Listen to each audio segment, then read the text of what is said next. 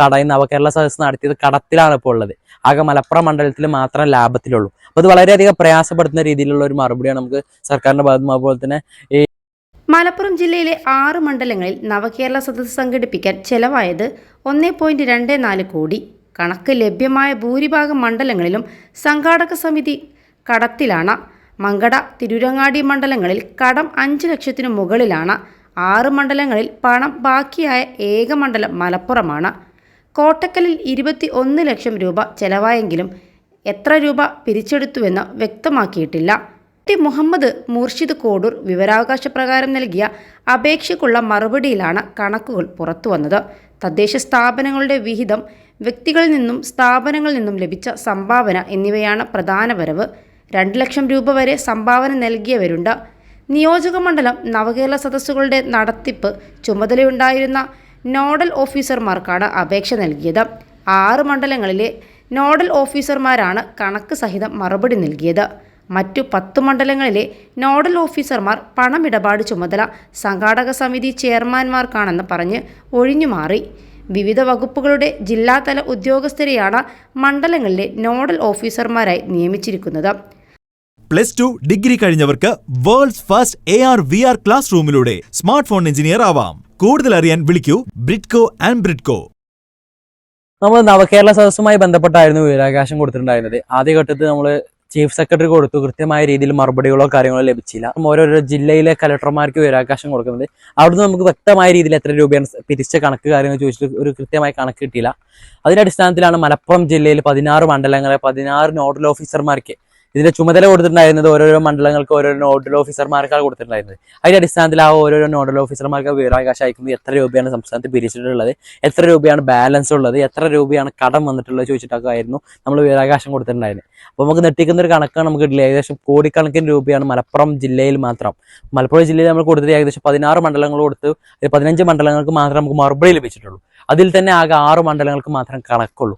ഈ കണക്ക് വന്ന മണ്ഡലത്തിൽ നമുക്ക് വളരെയധികം പ്രയാസപ്പെടുത്തുന്ന ഒരു കാര്യം എന്ന് പറഞ്ഞാൽ ഈ കണക്ക് വന്ന മണ്ഡലങ്ങളിൽ തന്നെ എല്ലാ മണ്ഡലത്തിലും ഈ നോഡൽ ഓഫീസർമാരുടെ ഭാഗത്ത് നിന്ന് കിട്ടിയിട്ടുള്ളത്. അപ്പോൾ നമുക്ക് ഈ ഒരു പൈസ ഉണ്ടെങ്കിൽ പാവപ്പെട്ട ജനങ്ങൾക്ക് ഏകദേശം 6-7 മാസങ്ങളായി പെൻഷൻ കിട്ടിയിട്ടും പിന്നെ അതുപോലെ തന്നെ നീതി സ്റ്റോറുകൾ എല്ലാ സാധനങ്ങളും വന്നിട്ട് ഏകദേശം കുറേ മാസങ്ങളായി. ഈ സാധനങ്ങൾക്ക് ഈ പണം ഉപയോഗിച്ചിട്ടുണ്ടെങ്കിൽ വളരെയധികം ഉപകാരമായിരുന്നു. അതതു മണ്ഡലങ്ങളിലെ MLA-മാരായിരുന്നു സംഘാടക സമിതി ചെയർമാൻ പദവി വഹിച്ചിരുന്നത്.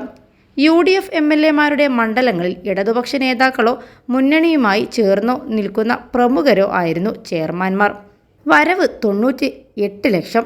ചെലവ് 1.24 കോടിയാണ് കോട്ടക്കലിലെ ഈ ചെലവ്. തിരുരങ്ങാടി, മലപ്പുറം, മങ്കട, തവനൂർ, വണ്ടൂർ മണ്ഡലങ്ങളിലെ നോഡൽ ഓഫീസർമാരാണ് കണക്കുകൾ നൽകിയത്. ഇതിൽ കോട്ടക്കൽ മണ്ഡലത്തിലെ ചെലവ് കണക്കു മാത്രമാണ് ലഭിച്ചിട്ടുള്ളത്. മറ്റു 5 മണ്ഡലങ്ങളിൽ 4ലും നടത്തിപ്പിന് ചെലവായ തുക പിരിച്ചെടുക്കാനായില്ല. നഷ്ടം എങ്ങനെ നികത്തുമെന്നതിൽ വ്യക്തതയില്ല. ലാഭം മലപ്പുറത്ത് മാത്രം. വരവ് ചെലവ് കണക്കുകൾ ലഭ്യമായ മണ്ഡലങ്ങളിൽ മലപ്പുറത്ത് മാത്രമാണ് ഈ ലാഭം. 26,82,500 രൂപ പിരിച്ചെടുത്തപ്പോൾ ചെലവായത് 19,91,988 രൂപ മാത്രം. ലാഭം 6,90,512 ആണ്. ഇത് സംഘാടക സമിതിയുടെ പേരിലുള്ള ബാങ്ക് അക്കൗണ്ടിലുണ്ട്. എന്തു ചെയ്യണമെന്നതിൽ തീരുമാനമായിട്ടില്ലെന്ന് മറുപടിയിൽ വ്യക്തമാകുന്നു. 21 ലക്ഷത്തോളം സന്തുഷ്ടരായ ഉപഭോക്താക്കളും 2 ലക്ഷത്തോളം തിമിര ശസ്ത്രക്രിയകളും പൂർത്തിയാക്കിയ മലബാറിലെ ഏക കണ്ണാശുപത്രി Alsalama eye hospital, hospital road, Perinthalmanna. Tirurangadi 54,14,900, Mankada 59,91,045, Thavanur 10,116,000, Wandoor 195 എന്നിങ്ങനെയാണ് മറ്റു മണ്ഡലങ്ങളിലെ കടത്തിൻ്റെ കണക്ക്. ചെലവ് കൂടുതൽ പന്തലിനാണ്.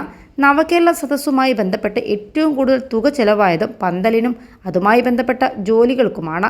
എല്ലാ മണ്ഡലങ്ങളിലും ആകെ ചെലവിൻ്റെ 40% മുകളിൽ പന്തൽ അനുബന്ധ ജോലികൾക്ക് ചെലവായി.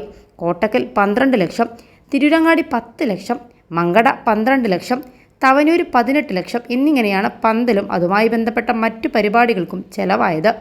ഭക്ഷണത്തിന് 1 ലക്ഷം മുതൽ 3.25 ലക്ഷം വരെ ചെലവായതായി കണക്കുകൾ കാണിക്കുന്നു.